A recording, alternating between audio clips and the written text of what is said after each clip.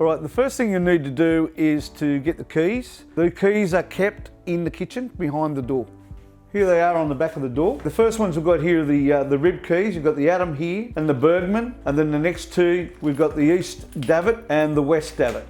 After you get the keys, you put power onto the davits. It's just a normal setup with a key into the lock, undo the lock. You just hang them onto there. When you get here, you've got the power source. Just turn them to on, and now the power's turned onto the davits. So the next thing you have to do is we've got to take the covers off. We undo the clips here at the bottom. You notice them on the bottom here, around the back. To take the seat cover off, there's 3 clips. One there, one exactly the same behind it, and one that goes fore and aft, which is just here.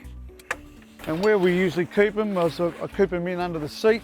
They can't be lost. That part's ready. The next procedure is to look at the water connection to make sure that this hose is connected to the motor. And the next thing to do, and probably the most important thing to do, is make sure that the bungs are in at the back of the boat, because they're always during the week left out so the rain water goes outside the boat. So how we do that is down here we have some switches. So what we do is when you're going to go out, to put them in, you go to the in sign. One there, one here. That means the bungs are now in. The first thing you've got to do now is to turn the power on, is just to turn the switch around from off to on. After you've turned the power on, we've got to do a radio check. There's a switch here with radio written on it. Turn the radio on, take the covers off. On the VHF, we've got channel 73 always there, and on the 27 Mets receiver, it's 94. And you've got the covers here to the radios. I'd like just to put them underneath here on the floor. There is a RIB equipment list, and you'll find this on the side of the console. Make sure that you've got all these items loaded onto the boat before you launch. If you've got an extremely low tide, you've got to get the boat around to the front of the club and then load everything from the ladders. To lower the boat, we've got to release the safety chains. And they are on top of the davit down to where the pulleys are. To release the safety chain, you push down the safety spring on the G-clip, being that there, and then just let that release down there like that. The same procedure here on the back one is you push in the clip, pull it out, and just let it hang there. All right, just before you launch, make sure that there's nobody in the rib. And the next procedure is we go back to the green button for power, turn the power on, and then we push down and we lower the boat. And once the boat gets to the water and it's floating, just give yourself a little bit of slack so you can take the cables off. Okay, we've lowered the boat, we're in the water now. A good procedure is to start the motor while you're still tied up.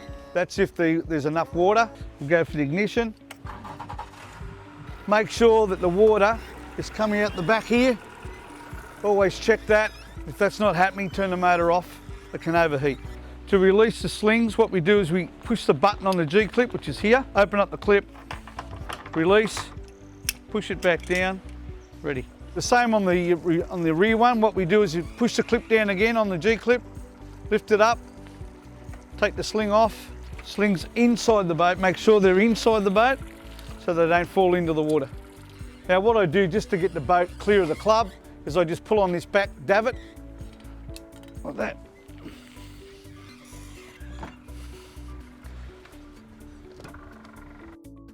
Okay, what we're going to do here is we're going to connect the buoys to the Adam. This clip here, the G-clip on the bottom of these, is only for towing only. That's all you use it for. And this is how we attach it to the boat.